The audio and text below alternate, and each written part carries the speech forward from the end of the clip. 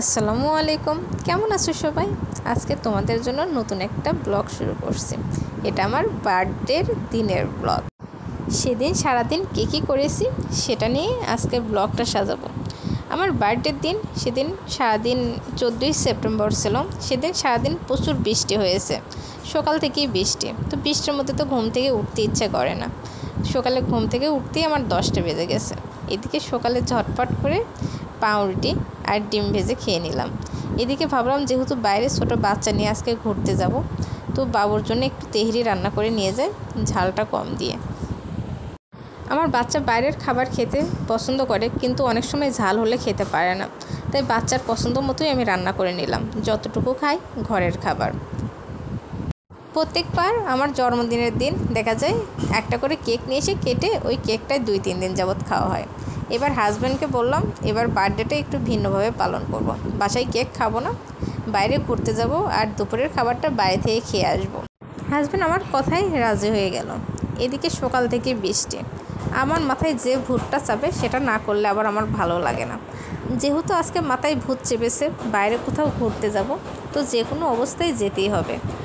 যেহেতু বৃষ্টির সময় ওইভাবে কোনো পার্কে গেলে আমরা ঘুরতে পারবো না। তাই হাজব্যান্ড বুদ্ধি করে বললো চলো আমরা মিলিটারি মিউজিয়ামে আজকে ঘুরে আসি। মিলিটারি মিউজিয়ামে গেলে ওটা দেখা যায় উপরে ছাউনি আছে, ওর ভিতরটা ঘুরে দেখতে সুবিধা হবে। আমরা সকালের খাবারটা খেয়ে আর বাবুর জন্য খাবারটা রেডি করে নিয়ে বেরিয়ে পড়লাম। এদিকে আমার হাজব্যান্ড টিকিট কেটে নিচ্ছে আর আমি ভিডিও করতে নিচ্ছি। সাথে সাথে একজন বলল যে ভিডিও করা যাবে না, ক্যামেরাটা অফ করে। তো আমি আর কি করার, ক্যামেরাটা অফ করলাম। এদিকে বৃষ্টির মধ্যে আমাদের যাতাও অবস্থা। তো বৃষ্টির দিন হলেও প্রচুর মানুষ মিউজিয়ামে ঘুরতে এসেছে, আর পুরো মিউজিয়ামটা এসি করা। তো আমার তো ভিতরে ঢুকে খুব একটু ভালো লাগা কাজ করছিল। ছেলেকে নিয়ে চারদিকে ঘুরে ঘুরে দেখছিলাম, আর আমার বাবুটা ভিতরে ঢুকে খুব বেশি খুশি হয়েছিল। আমার মিউজিয়ামটা খুব সুন্দর লেগেছে। এখানে ভিতরে ঢোকার টিকিট 200 টাকা করে নিয়েছে, জনপ্রতি 100 টাকা। নামটা যেহেতু মিলিটারি মিউজিয়াম, তো মিলিটারিদের যে কোনো কাজই খুব সুন্দর আর একদম মসৃণ প্রত্যেকটা কাজ হয়।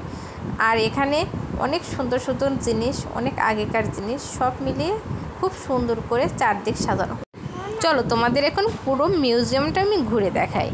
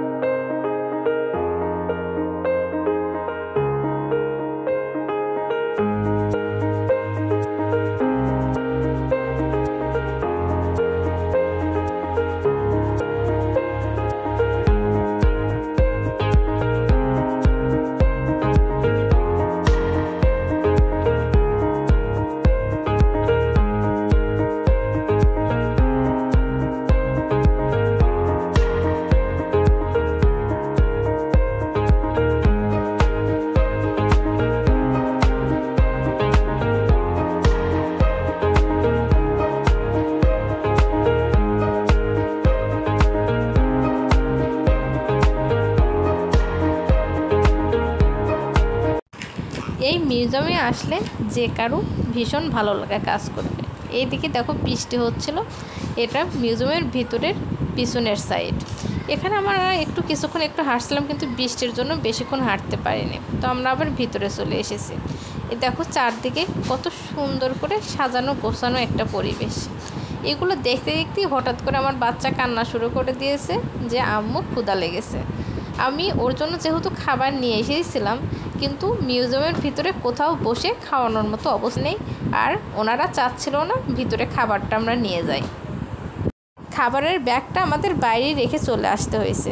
এখানে একটা ছোট একটা বিমানের মতো করে একটা সাজানো আছে।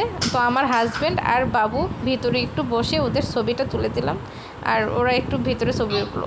আমিও ভাবলাম একটু ভিতরে একটু বসবো। বাস্তবে কবে বিমানে ওঠা হয় না হয় এটার তো ঠিক নেই, এটা কাল্পনিক বিমানেই উঠলাম।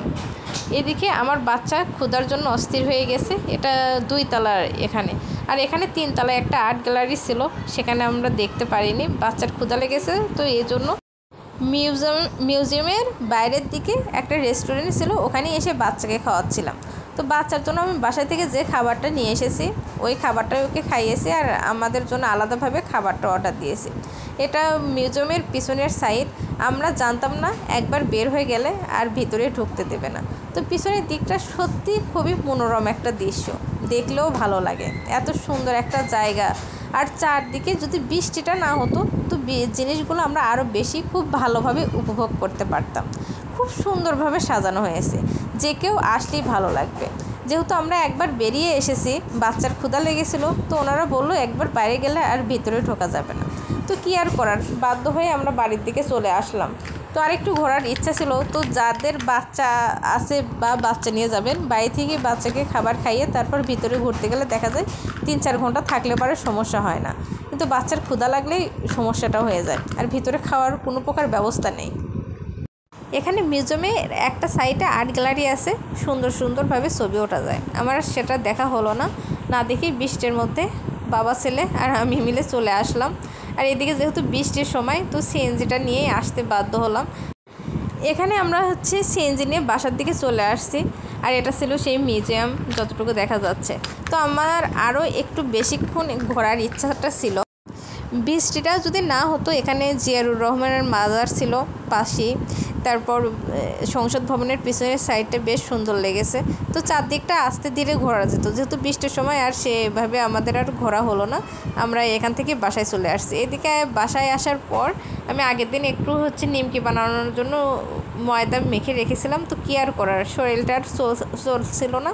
তারপর বাধ্য হয়ে, যেহেতু নষ্ট হয়ে যাবে, মেখে রেখেছি, কী আর করার। তো ভাবলাম ওটা দিয়ে একটু খাজা বানাই। আগের দিন খাজা বানানোর চেষ্টা করেছিলাম, তো কোনো রকম একটু খাজাটা হলো, পুরোপুরি ওইভাবে হয়নি আমার খাজাটা ভাজার পর আমি চিনির শিরা করে উপরে একটু দিয়ে দিয়েছিলাম, যেন মিষ্টি ভাবটা বোঝায় থাকে। তো এতটা ব্যস্ততার মধ্যে আমার বার্থডের দিনটা পার হয়ে গিয়েছে। আসলে খুব বেশি ব্যস্ত ছিলাম সারাটা দিন। একদম সন্ধ্যার দিকে আমি রাতের রান্না করে একদম ফ্রি হয়েছিলাম। আসলে মাঝে মধ্যে এমন পাগলামিগুলো আমার কাছে খুব বেশি ভালো লাগে। আমি চাই কেউ আমার পাগলামিগুলো এভাবে মেনে নিক, আর সেটা একমাত্র আমার জামাই আমার এইসব পাগলামিগুলো মেনে নেয়। তো আজকে আমার ব্লগটা তোমাদের কাছে কেমন লাগলো অবশ্যই কমেন্ট করে জানিও, সেই সাথে লাইক, কমেন্ট অ্যান্ড শেয়ার করো। আজকের মতো বিদায় নিচ্ছি। আল্লাহ হাফেজ।